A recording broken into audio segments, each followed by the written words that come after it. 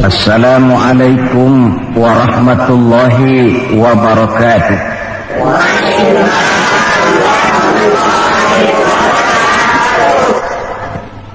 Bismillahirrahmanirrahim. Alhamdulillahi rabbil alamin. Wassalatu wassalamu ala asyrafil anbiya'i wal mursalin Sayyidina Muhammadin wa ala alihi wa ashabihil mujahidin at-tahirin, amma ba'du.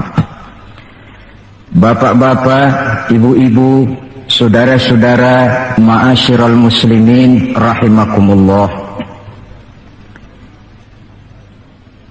Pertama, marilah kita memanjatkan puji dan syukur kehadirat Allah Subhanahu wa ta'ala yang atas izinnya saat ini kita dapat bertemu dan berkumpul bersama-sama dalam rangka memperingati maulid junjungan kita Nabi besar Muhammad sallallahu alaihi wasallam. Kita tahu bahwa sejarah sepanjang perjalanannya banyak mencatat orang-orang besar. Ada orang menjadi besar oleh karena pangkat, jabatan dan kekuasaannya. Apabila pangkat, jabatan dan kekuasaannya selesai, maka selesai kebesarannya sampai di situ. Ada orang menjadi besar oleh karena harta benda dan kekayaan yang dimilikinya. Bila satu saat ia jatuh bangkrut, tamatlah kebesarannya sampai di situ. Ada pula orang yang menjadi besar oleh karena ia dibesar-besarkan dan berusaha setengah mati untuk mencapai kebesaran tadi. Bila satu saat terjadi pergeseran nilai, masyarakat mencemoohkannya, maka kebesaran itu pun selesai sampai di situ. Adapun Rasul yang kita peringati maulidnya saat ini, beliau besar bukan lantaran pangkat, jabatan dan kekuasaan. Beliau besar tidak karena harta benda dan kekayaan. Pun beliau menjadi besar tidak karena dibesar-besarkan oleh umatnya. Beliau besar karena dibesarkan oleh Allah Subhanahu wa ta'ala. Satu kali orang sudah dibesarkan oleh Allah, bagaimanapun usaha orang lain untuk mengecilkannya, orang itu akan tetap menjadi besar. Tetapi satu kali orang dikecilkan oleh Allah, satu negara orang mau mengangkat dia, kalau memang dasarnya potongan nyungsep, tentu tidak akan naik ke atas juga. Jelas Pak? Jelas? Apaan? Pokoknya jelas. Tidak ada seorang penulis pun, baik ia dalam Islam maupun dari luar Islam, jikalau mau bicara dengan jujur yang tidak mengagumi kebesaran pribadi dan martabat Rasulullah sallallahu alaihi wasallam. Dalam satu kalimat yang indah, Imam Busairi di dalam qasidah burdahnya menjelaskan kepribadian beliau dengan untayan kata, kal badri fi syarafin wazahri fi tarafin wal bahri fi karamin wadahri fi himamin. Rasulullah itu, kata beliau, tinggi martabat bagai rembulan, tabah dan ulet laksana masa, dermawan bak samudra luas biru membentang, tabah dan ulet laksana masa. Itu sebabnya beliau oleh Allah dijadikan figur, dijadikan model dan pola sebagai contoh bagi kehidupan umat Islam. Sehingga di dalam Al-Quran Allah menyatakan, laqad kana lakum fi rasulillahi uswatun hasanah. Sungguh telah ada bagi kamu pada diri Rasulullah itu contoh teladan yang sangat baik. Timbul pertanyaan, mengapa Rasul menjadi contoh buat kita?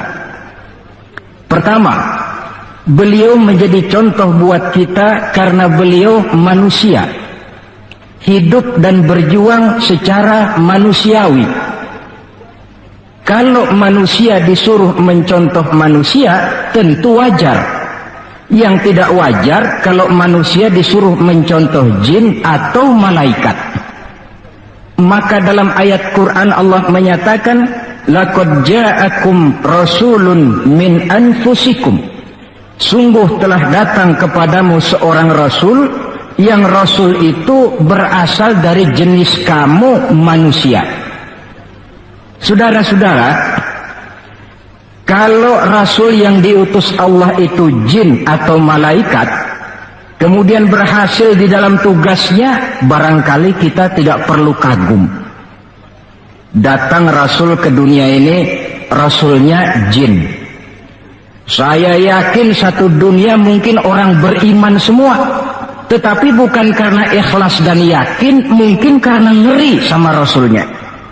Bayangkan kalau rasul jin dia turun ke alam ini dengan segala macam tingkah polanya, mungkin orang sedunia akan menjadi beriman. Yang kedua, rasul menjadi contoh di dalam kehidupan kita karena pribadi beliau lengkap. Artinya, jikalau kita kebetulan seorang pemimpin, beliau juga pemimpin.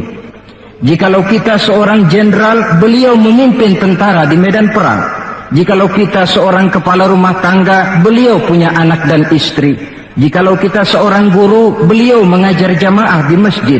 Jikalau kita seorang pedagang, beliau pun pedagang yang jujur. Jikalau kita seorang mubalik, beliau juga berdakwah menyampaikan Islam kepada manusia. Di dalam keseluruhannya itu tercemin uswatun hasanah, contoh teladan yang sangat baik. Maka kehabisan alasan seorang muslim yang tidak mencontoh pribadi beliau.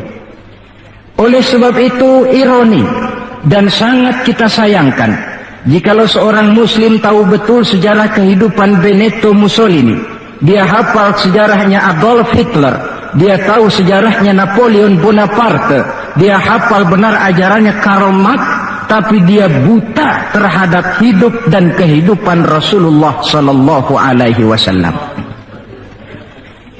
Saudara hadirin yang berbahagia, yang akan kita bicarakan pada kesempatan ini, bagaimana cinta Rasul kepada umatnya dan bagaimana sewajarnya cinta kita umatnya kepada beliau. Bahwa Rasul yang kita peringati maulidnya saat ini cinta betul kepada kita umatnya, dapat saya kemukakan beberapa data. Dari sini nanti kita introspeksi. Kalau tahulah kita begitu besar cinta Rasul kepada kita, apa tidak wajar kita juga cinta kepada beliau? Kalau logika ini sudah diterima, pembicaraan pun kita lanjutkan kepada bagaimana sih sebenarnya cinta kepada Rasul itu. Bukti pertama bahwa beliau cinta kepada kita. Saudara-saudara, menurut ukuran zaman sekarang, Rasulullah itu pan hidupnya miskin. Malahan ada satu doa yang sering beliau baca. Ini kalau doa ini saya kasih saudara-saudara, kira-kira mau diamalin kan? Kalau saya terus terang belum mau. Doanya begini, dan ini sering Rasul baca.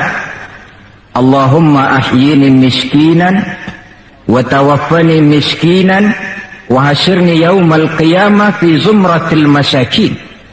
Ya Allah, hidupkan saya dalam keadaan miskin. Matikan saya dalam keadaan miskin, dan kumpulkan saya di akhirat nanti bersama golongan orang-orang miskin. Yang tadi sudah kadang bilang mau diamalin ini ya. Saya sudah bilang tadi saya belum tapi mau. Kita baca dalam sejarah beliau itu rumahnya kecil. Tidurnya di atas pelepah daun kurma, kadang-kadang sampai berbekas di pipinya. Sarapan paginya seteguk air zam-zam, sepotong roti, kadang 3 butir kurma. Di tengah kemiskinannya Allah pernah menantang beliau dengan kata, wala sawfa yu'tika rabbuka fatarda. Ada enggak itu di Quran? Ada. Surah apa? Pokoknya Quran dah ya. Wala sawfa yu'tika rabbuka fatarda. Allah akan memberikan kepadamu wahai Muhammad apa saja yang menyenangkan hatimu. Apa yang kamu mau, ngomong saja, Allah berikan.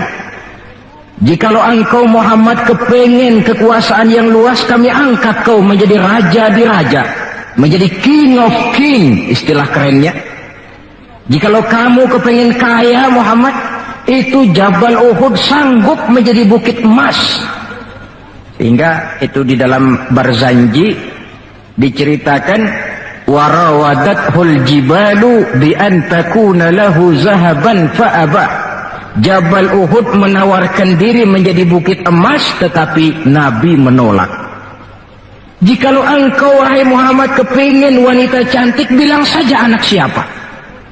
Ditawarkan semacam ini, beliau menjawab, idzan ya Rabb la arda wa wahidun min ummati finnar. Kalau memang demikian ya Allah, apapun saja yang diberikan kepada saya, berikanlah saya kekuasaan yang luas, berikan saya emas sebesar Jabal Uhud, berikan saya kekayaan yang tak ternilai sekalipun, seluruhnya tidak akan sanggup menyenangkan hati saya selama saya dengar masih ada satu saja umat saya yang masuk ke dalam neraka. Ternyata di tengah kemiskinannya, tawaran harta tidak menggiurkan beliau. Tawaran kekuasaan tidak menggiurkan beliau. Yang difikirkan siang malam adalah keselamatan kita umatnya ini. Cuma kadang-kadang kita umatnya yang dipikirin ini seperti pepatah, ada itu pepatah Perancis, balung-balung langka dagingnya, ditulung-tulung langka elinge. Ya, saudara tentu tahu artinya itu, tidak usah saya terjemahkan. Bukti pertama. Bukti yang kedua, ketika turun perintah hijrah, ketika itu posisi umat Islam di Mekah sudah sangat terpepet. Sebagian sahabat sudah mengusulkan, kita hijrah saja ya Rasul. Kata Rasul, sabar mas, hijrah sih hijrah, tapi ini komando belum turun. Sebab kita tahu kebijaksanaan apapun yang beliau ambil tentu menunggu wahyu. Wa ma yantiqu 'anil hawa in huwa illa wahyu yuha. Nah, lantas ketika benar-benar turun itu perintah hijrah, beliau pidato di depan para sahabat, saudara-saudara, perintah hijrah sudah turun. Berangkatlah tuan-tuan lebih dulu ke Madinah. Lalu anda sendiri kapan ya Rasul? Saya belakangan. Kenapa mesti belakangan? Tuan-tuan harus tahu, yang dicari, yang dikejar-kejar, yang diancam akan dibunuh itu saya. Jikalau kita hijrah bersama-sama ke Madinah, kita akan dikejar-kejar terus. Tapi kalau tuan-tuan berangkat lebih dulu ke Madinah, sementara saya tetap berada di kota Mekah ini, tuan-tuan akan sampai ke kota Mekah dengan tenang dan selamat, sebab saya yang mereka cari masih tetap berada di kota Mekah. Keadaan begitu kritis, tapi umatnya dulu disuruh hijrah, beliau bertinggal di kota Mekah menghadang mara bahaya. Ini rupanya pemimpin lebih mementingkan keselamatan orang yang dipimpinnya daripada keselamatan dirinya sendiri. Enggak mentang-mentang turun perintah hijrah terus ngepak koper, udah ya gue duluan. Enggak, umatnya yang disuruh berangkat dulu, keselamatan umatnya yang dipikirkan, cintanya kepada umatnya. Bukti yang ketiga, saudara-saudara, bahwa Rasul cinta kepada kita. Dikala beliau akan datang ajal, hari Senin tanggal 12 Rabiul Awal seperti hari kelahirannya. Dikala itu sakit beliau sudah agak payah. Datang waktu subuh di Madinah ini, Bilal pun azan di masjid. Selesai azan, sebagian sahabat melakukan sholat sunnah qobliyah, lalu menunggu kedatangan baginda Rasul sallallahu alaihi wasallam. untuk mengimami sholat subuh. Lantaran ditunggu lama tidak datang, akhirnya Bilal diutus menjemput baginda Rasul. Ketika sampai di rumah, beliau berkata, Bilal, sakitku sudah agak payah ini. Rasa-rasanya tak kuat lagi aku jadi imam. Kau kembalilah ke masjid, sampaikan ini kepada semua sahabat dan minta kesediaan Abu Bakar menjadi imam. Bilal dengan muka sedih dan air mata berurai membasahi pipi, berangkatlah ke masjid. Saudara-saudara, baginda Rasul sudah tidak kuat lagi mengimami sholat. Beliau perintah Abu Bakar untuk menjadi imam. Kata Abu Bakar, saya tidak mau jadi imam kalau baginda Rasul masih hidup. Ini termasuk akhlak, etika para sahabat. Akhirnya satu masjid nangis semua. Sholat subuh belum nangis. Sampai tangisan itu kedengaran ke rumah Nabi. Beliau berkata kepada putrinya Fatimah, coba kau lihat kenapa orang di masjid nangis. Setelah Fatimah kembali lapor, Abah, mereka sedih karena sadar bahwa saat berpisah sudah hampir datang. Kalau begitu, suruhlah Bilal kemari. Datang Bilal, dipapah Rasul berangkat juga ke masjid mengimami sholat.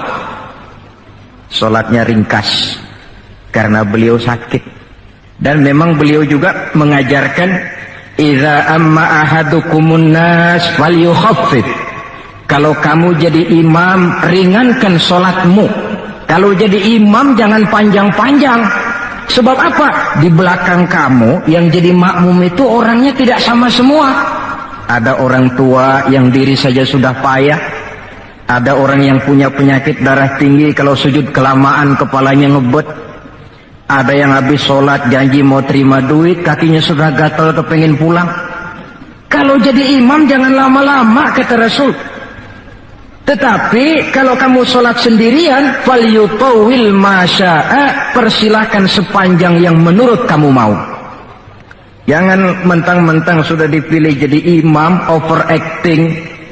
Jadi imam sholat isya, rakaat pertama selesai Fatihah surah Baqarah, rakaat kedua selesai Fatihah surah Yasin. Namanya makmum, tidak punya alternatif, tidak punya pilihan. Ikut sih ikut, tapi kan hatinya kan ngedumel. Paling sekali ini doang dah gua sembahyang di sini. Besok nggak bakalan gua balik lagi. Kenapa? Imam nggak tahu diri. Jadi bahasa lain, kalau dalam bahasa sosial ini, imam harus ngerti aspirasi makmum. Pemimpin mesti tahu kehendak orang yang dipimpinnya. Kalau tidak, yang akan timbul pasti partisipasi semu. Yang saya khawatir, kalau makmum dipaksa mengikuti maunya imam, yang akan makin subur ialah timbulnya mental-mental munafik. Manis jika berhadapan, balik belakang lain bicara. Pandai bermain minyak di atas air, tapi pada gilirannya menggunting dalam lipatan, menjegal kawan seiring. Sopannya kayak belangkon, depan rata, belakang ngepelin.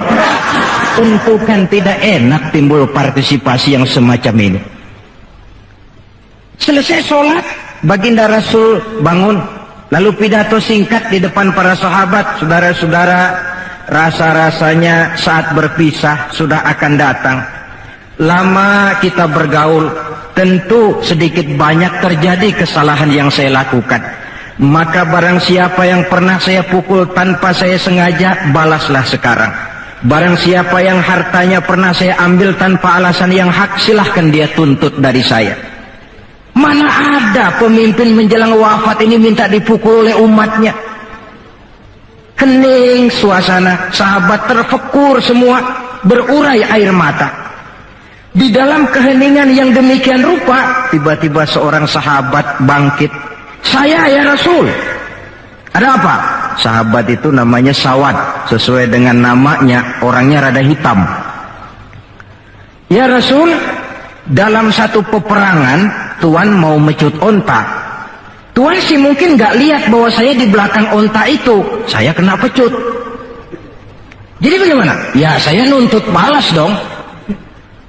Ini sahabat yang lain jengkel nih, sawat gila juga. Orang sudah mau berpisah begini masih nuntut balas. Baik sawat, Umar tolong ambilkan cambuk. Sayyidina Umar sambil nyerain cambuk, sawat, kalau bahasa kita gua talangin aja dah. Gak usah Rasul, saya lah saja yang kau cambuk. Kata Nabi Umar, biar dia kena cambuk saya, biar dia balas saya. Silakan sawat. Ya Rasul, apalagi? Waktu saya kena cambuk tuan, saya nggak pakai baju. Jadi biar seri dong. Tuan juga bukalah baju tuan. Baik, Rasul buka bajunya. Ketika baju sudah dibuka, sawat buang cambuk itu. Dia berlari merangkul badan Rasul seerat-eratnya. Sampai sebagian sahabat makin bingung. Ini apa maunya sawat? Ya Rasulullah, saya tahu sebentar lagi kita akan berpisah. Saya tidak tahu apa di akhirat nanti kita bisa kumpul.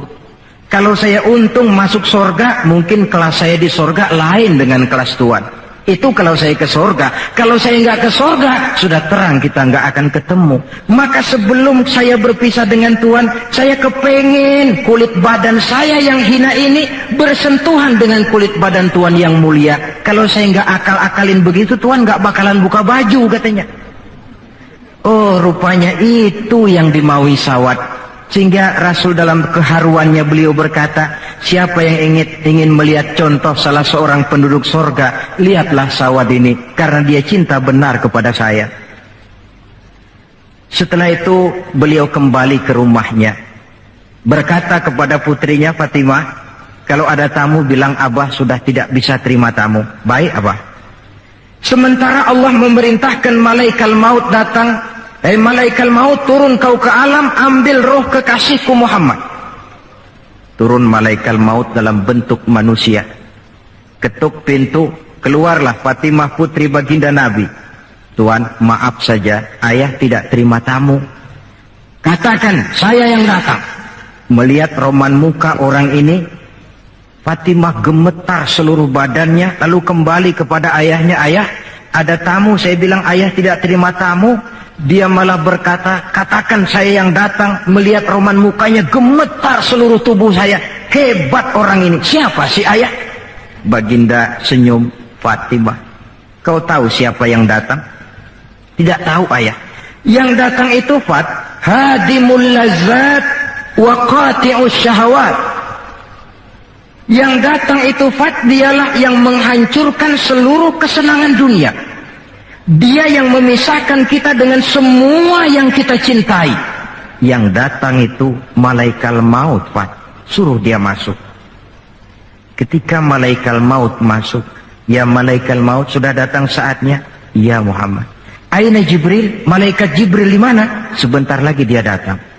Ketika turun malaikat Jibril, baginda Nabi bertanya, akhbirni ya Jibril, mali indallahi minal karamah. Wahai Jibril, tolong beritahu saya.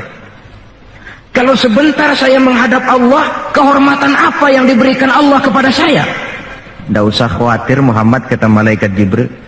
Inna abwabas sama qad futihat, wal malaikatu saffu sufufan yantaziruna li ruhik. Pintu langit sudah dibuka. Malaikat sudah berbaris menunggu kedatangan rohmu yang suci. Alhamdulillah. Kalau itu saya ya? Iya. Kalau umat saya bagaimana Jibril? Umat saya. Umatmu? Iya. Umatmu juga jangan khawatir Muhammad. Allah sudah memberikan fasilitas, kata Allah, inni haramtul jannata ala sairil umam hatta tadkhulaha ummatuka. Surga ku haramkan buat seluruh umat kecuali kalau umatmu Muhammad sudah masuk ke dalamnya. Ini fasilitas. Jadi sungguh pun kita umat terbelakang menurut abjad, tapi disuruh diberi fasilitas masuk surga lebih dahulu ketimbang umat-umat yang lain. Alhamdulillah, kalau begitu legalah saya, kata Nabi. Mari malaikat maut persilahkan, saya ikhlas. Lalu diambillah ruh beliau perlahan-lahan, naik ruh itu ke lutut, ke pusat, ke dada, sampai ruh di tenggorokan. Fatimah dekatkan telinganya ke bibir ayahandanya yang mulia itu. suara terakhir yang sempat direkam oleh Sayyidatuna Fatimah, bisikan terakhir menjelang wafat, 3 kalimat. As-shalah, as-shalah, an-nisa, ittaqun nisa, ummati, ummati. Dengan kalimat itu beliau kembali menghadap Allah. Solat, jaga solat. Wanita, lindungi kaum wanita. Umatku, umatku. Itu kalimat terakhir yang beliau ucapkan. Kita umatnya yang disebut. Manalah di dunia ini pemimpin yang sempat nyebut umatnya dikala mau ajal. Napoleon Bonaparte, singa daratan Eropa, luas kekuasaannya, dikala mau wafat dia tidak sempat nyebut bangsanya, bangsa Prancis. Yang sering dia sebut Margaret Josephine, Margaret Josephine, gacoannya. Adolf Hitler, gagah perkasa. Dikala hari-hari akhir kejayaannya, dia tidak nyebut Jerman. Dia tidak nyebut suku bangsa Arya yang dia agul-agulkan. Yang banyak dia sebut Eva Braun, Eva Braun. Sebagaimana Julius Caesar pun menyebut Cleopatra. Adapun baginda Rasul di akhir hayatnya tidak beliau nyebut bangsa Arab. Tidak anaknya, tidak istrinya, tidak sahabat dan orang-orang yang dekat dengan beliau. Tetapi yang disebut kita umatnya. Pada detik-detik terakhir daripada kehidupan beliau. 3. Bukti yang keempat bahwa beliau cinta betul kepada kita umatnya. Nanti di akhirat. Ini sudah ada yang pernah ke akhirat belum? Sama. Mau? Bukan, kalau mau saya catat besok berangkat. Ini gampang kalau di urusan ini. Nanti di akhirat, setelah Allah mematikan semua yang bernama hidup, maka yang pertama kali dihidupkan kembali pada kehidupan itu para malaikat. Setelah malaikat dihidupkan kembali, maka Allah memberikan tugas kepada para malaikat, katakanlah semacam panitia akhirat. Nah, malaikat Malik, siapkan itu neraka. Aku akan bakar itu bajingan-bajingan tengik, koruptor-koruptor. Mereka yang ketika di dunia tidak mau sujud, mereka yang jauh dari majelis taklim, mereka yang benci kepada ulama. Kau Ridwan, siapkan surga. Aku akan balas hamba-hambaku yang ketika di dunia mereka rajin sujud, dekat dengan ulama, menyintai majelis taklim, gemar berbuat kebajikan. Kamu Jibril dan Mikail berangkat ke surga, ambil kendaraan yang bernama Buraq, bawa pakaian kebesaran, turun ke alam, cari di mana kubur kekasihku Muhammad, bawa dia ke surga. Turunlah malaikat Jibril dan Mikail. Ketika itu alam sudah rata. Malaikat Jibril berdoa, ya Allah, saya mohon pertolonganmu agar bumi yang menyimpan tubuh suci Muhammad terbuka hendaknya. Terbuka kubur Nabi. Beliau bangkit dari kubur mengusap-usap mata seperti orang bangun tidur. Tengok kanan malaikat Jibril, tengok kiri malaikat Mikail. Lalu beliau bertanya, ayu yaumin hadza ya Jibril? Ini hari apa ya Jibril? Kata malaikat Jibril, ya Muhammad, hadza ma wa'ada ar-Rahman. Inilah hari yang dijanjikan Allah. Ini hari kiamat Muhammad. Kiamat. Ya Jibril, jikalau ini memang hari kiamat, aina tarakta ummati? Kalau ini memang hari kiamat Jibril, umat saya di mana? Kita yang ditanya. Bangun dari kubur, tahu kalau itu hari kiamat, pertanyaan pertama, umat saya di mana? Barangkali kalau saudara yang bangun paling dulu dari. Adapun baginda Nabi, saudara-saudara, ketika pertama bangkit dari kubur itu, kitalah umatnya yang menjadi pertanyaan pertama. Malaikat Jibril menjawab, ya Muhammad, tidak ada orang yang dibangkitkan sebelum kamu. Kaulah orang pertama. Lalu bagaimana sekarang? Kita ke surga. Perintah Allah, perintah Allah. Berangkat ke surga. Setelah di surga, beliau seperti orang bingung. Sampai Allah menegur, ya Muhammad, apa kurang enak surga? Enak ya Allah. Apa tidak cukup fasilitas? Cukup. Kenapa kamu seperti orang tidak betah? Saya mikir umat saya ya Allah. Iya, saya sudah enak-enak duduk di kursi empuk. Umat saya bagaimana umat saya? Jadi mau kamu bagaimana? Saya minta izin ya Allah, mau keluar dulu, mau tengok saya punya umat. Sudah di surga permisi keluar mau tengokin umatnya. Dikala kita umatnya lewat di atas sirat, beliau angkat kedua tangan seraya berdoa, Allahumma sallim sallim. Ya Allah, selamatkan umatku yang sedang lewat di atas sirat, selamatkan ya Allah. Dari dunia sampai akhirat beliau cinta kepada kita. Dari dunia sampai akhirat beliau bela kita. Betapa pemimpin semacam ini tidak kita cintai. Masalahnya sekarang, kalau kita sudah sependapat bahwa kita juga cinta kepada Rasul, apa sih artinya cinta kepada Rasul itu? Hadirin, pertama, man ahabba syai'an aktsara min dzikrihi. Siapa yang cinta sesuatu, dia tentu banyak menyebut yang dia cintai. Ini tandanya orang cinta, banyak nyebutin. Kalau saudara cinta kepada harta, tentu kalau ngobrol yang banyak saudara sebutin harta. Kalau saudara lagi ngobjek tanah, seneng cinta sama tanah, asal ngobrol di warung mesti tanah yang dimeterin. Walaupun tanah orang. Kalau saudara kebetulan sedang jatuh cinta kepada seorang perempuan, bahkan dalam tidur pun kebawa-bawa namanya saudara sebut. Orang yang cinta sesuatu, dia banyak menyebut yang dia cintai. Cinta kepada Nabi, banyak menyebut Nabi. Menyebut Nabi apa lalu? Muhammad, Muhammad, Muhammad, Muhammad. Tentu bukan. Sebab kita tahu dalam kehidupan sehari-hari saja kita punya tata krama.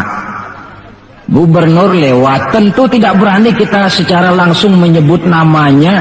Mesti kita berkata, itu ada Bapak Gubernur lewat. Kita sebutlah predikatnya. Itu ada Bapak Menteri lewat. Itu kepada pejabat. Entahlah pula kepada seorang junjungan alam. Banyak menyebut Nabi artinya banyak membaca sholawat kepada beliau. Sekurang-kurangnya Allahumma sholli ala Sayyidina Muhammad wa ala ali Sayyidina Muhammad. Satu. Yang kedua, orang yang cinta kepada sesuatu biasanya menjaga, memelihara warisannya. Kita punya orang tua meninggal dunia, ada warisannya, tentu kita jaga sebaik-baiknya. Sudahlah, nggak bisa nambahin, sekurang-kurangnya nggak jualin melulu. Jikalau Rasul meninggalkan kita, jelas beliau tidak meninggalkan harta, beliau tidak meninggalkan kebun, pabrik, tanah dan sebagainya. Tapi beliau meninggalkan warisan kepada kita untuk kita jaga, kita pelihara bersama. Apa yang warisan yang beliau tinggalkan? Prinsipnya 3.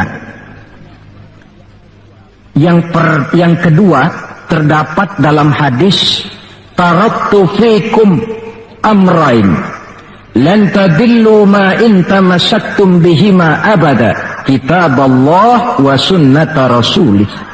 Aku tinggalkan kepadamu 2 perkara yang jikalau kamu mau berpegang teguh kepada keduanya, kau tidak akan sesat untuk selamanya. Quran dan sunnah Rasul. 2. Warisan yang ketiga dalam hadis, al-ulama warasatul anbiya. Ulama adalah ahli waris Nabi. Kalau demikian, maka warisan Nabi itu 3: Quran, sunnah, ulama. Inilah warisan yang perlu kita jaga, warisan yang perlu kita pelihara, yang kita laksanakan dan terjemahkan di dalam kehidupan kita. Mari kita lihat. Warisan pertama, Quran. Kitab suci bagi kita umat Islam. Bagaimana cara kita memelihara warisan yang namanya Quran ini? Pertama, usahakanlah agar membaca Quran menjadi salah satu hobi di dalam kehidupan kita. Kata Nabi, innal ladzi laisa fi jawfihi syai'un minal Qur'an kal bait. Orang yang dari tenggorokannya tidak pernah keluar ayat Quran barang sepotong pun, belum pernah ngaji barang seayat pun, itu orang, kata Nabi, kayak rumah kosong. Rumah biar bagus, potongan Spanyol, gede, mahal, kalau kosong kan angker. Kuntilanak, tuyul, memedi, betah di situ.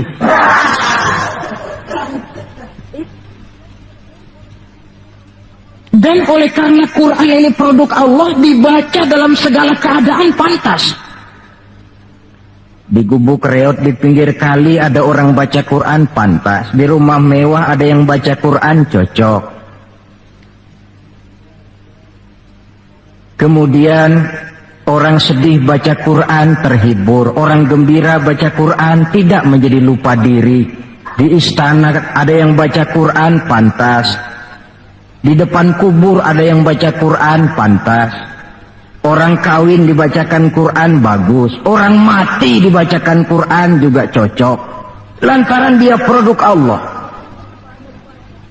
Setelah membacanya, lalu meningkatkan kepada tahapan yang kedua, mencoba memahami isinya. Lewat segala kesempatan yang memang mungkin, entahlah dengan jalan mengaji, tukar pikiran, diskusi, banyak membaca. Tetapi tentu dengan catatan bahwa kita memahami Al-Quran ini tidak bisa mengandalkan kemampuan intelektual semata-mata. Seperti yang banyak gejalanya terjadi di zaman sekarang ini. Di mana orang mencoba menggali hakikat Quran dengan mengandalkan kemampuan intelektualnya. Kadang-kadang bahasa Arab saja nggak ngerti. Dia gali Quran cuma sekedar lewat terjemahannya. Yang saya khawatir akan timbul kecenderungan di mana orang mikir dulu baru nyari ayat. Akhirnya ayat Quran dicocok-cocokin sama pikirannya. Bukan ada ayat dipikirin, tapi malah mikir dulu baru mencari ayat. Saudara hadirin, munculnya pesantren-pesantren kilat dalam upaya memahami Islam. Secara pribadi saya bersyukur, merasa gembira, tetapi yang saya sayangkan jikalau dengan pesantren kilat itu lalu merasa bahwa diri sudah cukup. Setelah nyantren 1 minggu pesantren kilat, keluar pesantren sudah kayak pendekar, ulama anu salah, kiai anu nggak bener, ustadz anu salah, semua ulama-ulama salah. Baru nyantren seminggu sudah semuanya salah. Lebih celaka lagi kalau nanti upaya memahami Islamnya, ini dalam bahasa sosialnya disebut frame of reference, seperti orang buta kenal gajah, yang mati-matian mempertahankan teori bahwa gajah itu tipis dan lebar seperti kipas, cuma karena kebetulan yang dia pegang baru sekedar telinga gajah. Maka upaya memahami Al-Quran tidak bisa dilepaskan kaitannya dengan bantuan orang yang ahli di bidang itu. Barangkali sudah banyak terjemahan Quran di dalam bahasa Belanda, bahasa Inggris, apalagi bahasa Indonesia, yang agak sulit sekarang mencari terjemahan Quran di dalam kehidupan kita. Saya sering ambil contoh ringan, umpamanya nih sensus versi saya. Konon kabarnya, menurut kata yang empunya cerita, penduduk Indonesia ini 90% beragama Islam, betul kan? Kalau saya numpang tanya, dari jumlah 90% ini, berapa persen yang bisa baca Quran? Kira-kira ada nggak separuhnya? Rasanya nggak ada. 30%. 20% ada ya? 20% adalah, kurang-kurang dikit sama kawan jadilah 20%. Dari jumlah 20% yang bisa baca Quran, numpang tanya lagi, berapa persen yang bisa baca dan tahu artinya? Ada 5%? Saya kira adalah 5% berikut santri-santri yang di pondok pesantren itu. Dari jumlah 5% yang bisa baca Quran dan tahu artinya, berapa persen yang bisa baca, tahu artinya, lalu mengamalkan ajaran Quran? Ini yang masih bisa dihitung dengan jari. Sehingga tidak heran bahwa umat ini mayoritas, tapi lebih sering jadi penonton daripada jadi pemain. Lebih sering jadi objek daripada menjadi subjek. Dalam bahasa Arabnya lebih sering menjadi maf'ul daripada menjadi fa'il. Sebab kuantitas yang tidak diiringi oleh kualitas, ini yang bahasa Nabi, husa'un ka husa'is sail, seperti busa di lautan. Banyak tapi centang perenang, banyak tapi tidak punya daya dan kekuatan, dihempaskan ke tepian pantai tanpa punya makna dan arti. Kadang kita baca Quran, tapi sementara di pihak lain kita juga yang menginjak-injak isinya. Kita baca ayat wa ahallallahul bai'a wa harramar riba, Allah halalkan jual beli, Allah haramkan riba, tapi renten ditelan terus. Kita baca ayat wa tasimu bihablillahi jami'an wa la tafarraqu, berpegang teguhlah kepada tali Allah, jangan kamu bercerai-berai, tetapi sesama muslim main pelotot-pelototan jalan terus. Yang kita baca kadang-kadang kita juga yang menginjak-injaknya. Ini warisan pertama, Al-Quran. Warisan yang kedua, sunnah Rasulullah Sallallahu Alaihi Wasallam, yang diantara fungsinya menjelaskan apa yang oleh Al-Quran tidak dijelaskan dalam bentuk detail. Quran misalnya cuma mengatakan aqimis sholat, dirikan sholat. Bagaimana cara sholat? Tidak ada dalam Quran. Bahwa sholat mesti takbiratul ihram, mesti tahiyat, mesti ruku duduk di antara dua sujud, tidak ada dalam Quran. Yang menjelaskan itu semua sunnah. Quran cuma menjelaskan wa atimul hajja wal umrata lillah, laksanakan haji dan umrah karena Allah. Bagaimana manasik haji, bagaimana jumrah, bagaimana tawaf, bagaimana sa'i, tidak ada dalam Quran. Sunnah menjelaskan semua itu. Nah, untuk memahami Quran dan sunnah, jalan apa yang kita tempuh? Jalan melalui warisan yang ketiga, yaitu para ulama. Diakui atau tidak, kita hutang jasa kepada para ulama yang dengan tekun dari musola ke musola, dari pesantren ke pesantren, dari pengajian ke pengajian, membimbing, menjaga dan memelihara umat ini. Mereka tidak digaji, mereka pun tidak mendapat beras, hidup pun kadang-kadang miskin, tapi lantaran panggilan moral menjaga, memelihara, membentengi akidah umat ini. Bersyukur kita bangsa Indonesia punya ulama dan punya umara. Kedua-duanya penting, kedua-duanya berjasa, kedua-duanya membangun. Tidak ada yang satu lebih penting dari yang lain. Cuma bidang pembangunannya saja yang lain-lain. Orang kadang-kadang usil, Pan. Apaan ulama katanya, kerjanya ngomong doang. Sekarang kan zaman pembangunan perlu karya nyata. Mana ada kiai bangun jembatan? Ngomong aja. Ini saya pikir orang bicara begini ini nggak ngerti masalah. Bukankah asas manajemen yang modern saja mengajarkan the right man on the right job, the right man on the right place, bahwa orang harus ditempatkan sesuai dengan proporsinya. Nah, kalau kiai disuruh bangun jembatan, apa Pak Lurahnya mau ngajar tafsir? Setiap kita membangun, cuma bidang pembangunan kita yang berbeda-beda. Dan kenyataan makin menunjukkan kepada kita, saudara-saudara, sekarang ini yang namanya ulama, maaf-maaflah, sudah merupakan jenis makhluk langka. Malahan barangkali sudah termasuk jenis makhluk yang harus dilindungi dari kepunahan ini. Dan mencetak sarjana lebih gampang ketimbang mencetak kiai. Saudara mau jadi sarjana, taruh sekolah 22 tahun dah, udah campur nggak naik itu. Ya cobalah kalau TK 1 tahun, TK 1 tahun, SD 6 tahun, PAN 7 tahun, SMP 3 tahun, 10 tahun, SMA 3 tahun, 13 tahun, kuliahlah 5 tahun, 18 tahun, cadangan nggak naik lah 4 tahun. Masa dicadangin nggak 4 tahun nggak selesai, sarjana tinggal pilih.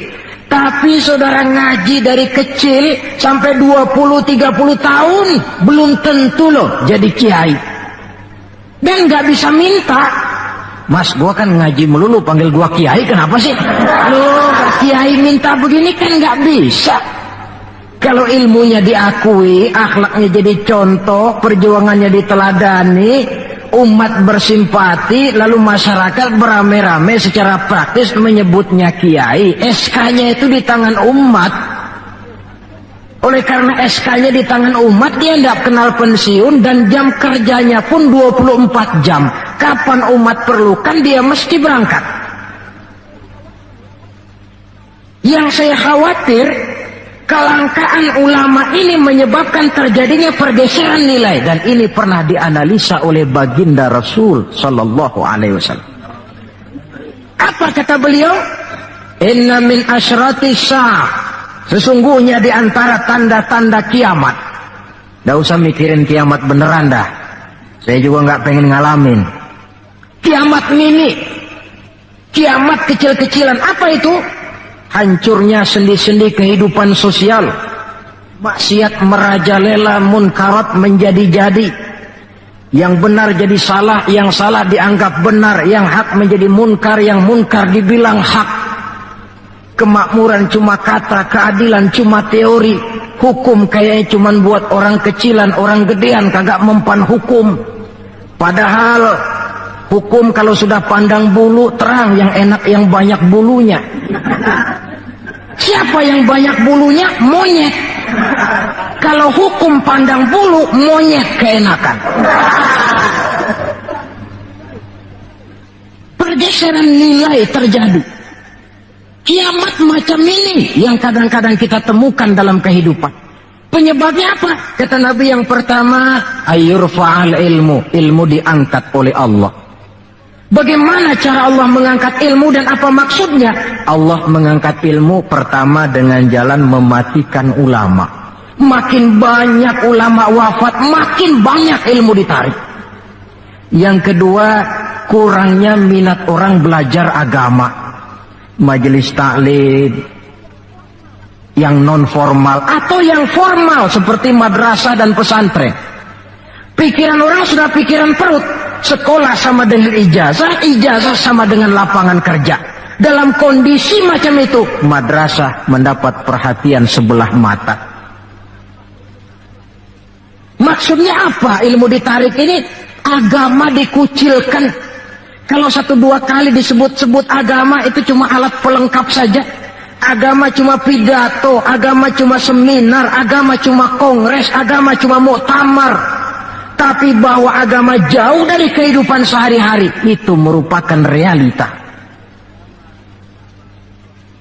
Agama sudah tak ubahnya dengan daun pisang yang dikait di tepian jalan lantaran diri tak berpayung di ketika hari hujan.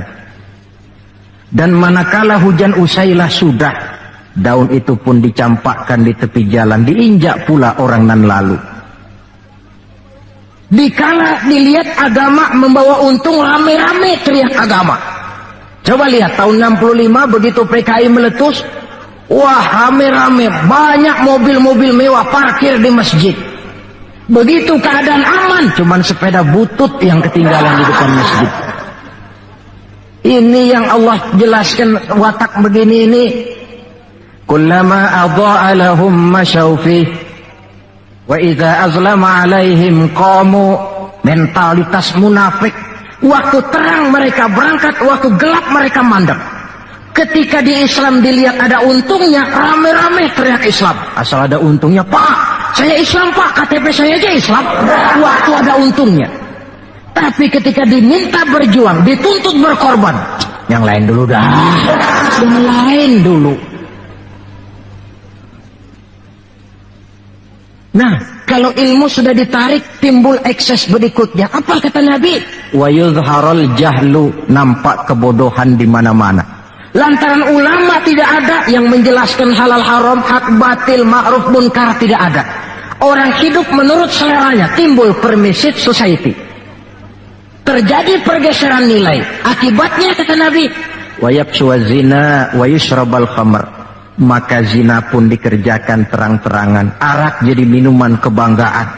Sebagian anak muda belum bangga kalau belum bisa mabok. Yang nggak mabok dianggap kolot, kampungan lo.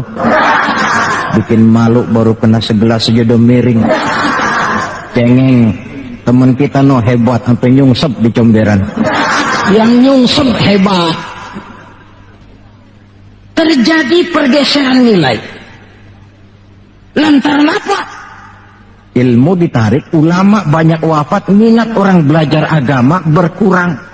Maka sekali lagi bersyukurlah kita bangsa Indonesia punya ulama dan punya umarok.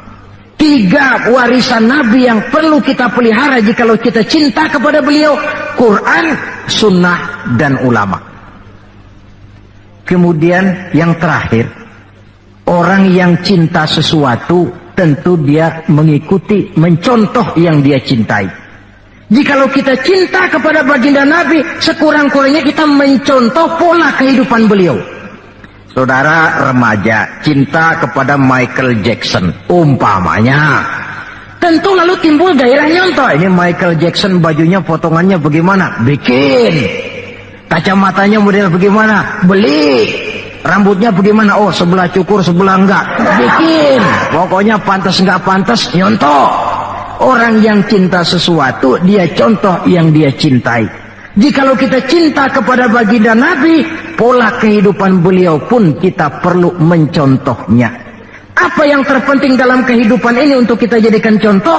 2 hal saja. Pertama akhlak, dan yang kedua ibadah. Kita tahu akhlak beliau bukan cuma manusia, Allah yang puji. Wa innaka la'ala khuluqin azim. Engkau wahai Muhammad benar-benar berada di atas budi pekerti yang sangat luhur. Kalau Allah saja sudah memuji, apalah artinya pujian kita manusia ini? Allah saja memuji beliau, apalah artinya pujian kita ini? Tidak cuma teman, lawan pun mengagumi ketinggian akhlaknya. Kalau orang berakhlak kepada teman barangkali masih wajar, tapi berakhlak kepada musuh, ini yang tidak semua orang bisa. Pernah selesai sholat zuhur, beliau tidur di bawah pohon korma. Datang orang kafir namanya Daksur menghunus pedang. Muhammad, kemarin banyak temanmu, boleh jadi kau bertingkah. Sekarang kau sendiri, kalau saya tebas batang lehermu, siapa yang akan tolong kamu? Dengan tenang beliau menjawab, Allah yang akan menolong saya. Kalimat Allah kalau diucapkan oleh orang yang jiwanya bersih, pengaruhnya lain. Daksur gemetar seluruh badannya mendengar kalimat Allah. Keringat dingin bercucuran sampai tangan licin, pedang terlepas. Jatuh pedang itu, diambil oleh Nabi. Kalau sekarang aku yang tebas batang lehermu Daksur, siapa yang akan tolong kamu? Dalam gemetar dia bilang, enggak ada ya Rasul, kecuali kalau Anda mau memaafkan saya, maafin ya. Nabi menyerahkan pedang, bawa pulanglah kembali ke rumahmu. Jangan ulangi lagi perbuatan macam ini. Begitu mudah beliau memaafkan orang yang nyata-nyata mau menghabiskan nyawanya. Kita kadang persoalan yang sedikit saja marah suka berlaku perpanjangan waktu. Nggak cukup perpanjangan waktu, bisa ditambah perpanjangan generasi. Gara-gara jengkel sama bapaknya, anaknya kagak boleh main. Lu jangan main ke rumah temen lu si Pulan, kenapa? Gue lagi kesel sama bapaknya. Kesel sama bapaknya, anak gak boleh main. Ini kan sudah ditambah oleh perpanjangan generasi namanya. Banyak contoh yang diceritakan dalam sejarah mengenai ketinggian akhlak beliau, tidak cuma kepada teman tetapi kepada musuh-musuhnya sekalipun beliau mempunyai akhlak yang sangat luhur. Dan akhlak inilah penilaian orang di dalam kehidupan kita. Seorang rendah yang akhlaknya tinggi jauh lebih baik daripada seorang besar dan tinggi, dalam arti entah jabatan, harta, kekuasaannya, tetapi berakhlak dan bermoral rendah. Dan jangan lupa, kehancuran suatu bangsa selalu dimulai dengan kehancuran moral daripada bangsa itu sendiri. Kita cukup prihatin yang hidup di abad 20 ini, insya Allah lah kita nggak akan mengalami banjir sebesar banjirnya Nabi Nuh. Tapi banjir abad ini polanya lain. Banjir maksiat dan munkarat, banjirnya peradaban dan kebudayaan yang menghancurkan moral anak-anak kita, banjirnya paham-paham yang menghancurkan, sekurang-kurangnya mendangkalkan kita punya akidah. Terhadap banjir-banjir semacam ini kita perlu punya kapal supaya selamat diri, selamat keluarga, selamat generasi yang akan datang dari segala macam banjir yang tidak kita inginkan. Nah, untuk mencontoh akhlak beliau inilah kita perlu membaca, mempelajari peri kehidupan beliau. Akhlaknya ketika menjadi pedagang, akhlaknya ketika memimpin tentara, akhlaknya dalam kehidupan di rumah tangga, akhlaknya kepada para sahabat, akhlaknya menghadapi musuh sekalipun. Bukankah sejarah juga yang menceritakan kepada kita, pada waktu dakwah ke Taif beliau bukan disambut malah disambit. Ketika itu turun malaikat Jibril, ya Muhammad, kalau kau mau orang yang melontari kau dengan batu hancur, sekarang ini juga aku timpa mereka dengan Jabal Uhud biar mampus semua. Kata Nabi, jangan ya Jibril, saya ini diutus bukan untuk menghancurkan orang, saya ini rahmatan lil alamin. Jadi mau kamu apa? Saya cuma mau berdoa buat mereka, Allahumma hdi qaumi fa innahum la ya'lamun. Ya Allah, berikan hidayah, petunjuk kepada kaumku yang tadi melontari aku dengan batu lantaran mereka tidak tahu. Karena tidak tahu maka mereka lontari aku dengan batu. Andai mereka tahu, itu tidak akan mereka lakukan. Sudahlah dilontari batu, yang melontari batu malah didoakan dan doanya pun bagus. Akhlak di dalam kehidupan. Hal kedua yang mau kita contoh adalah ibadah.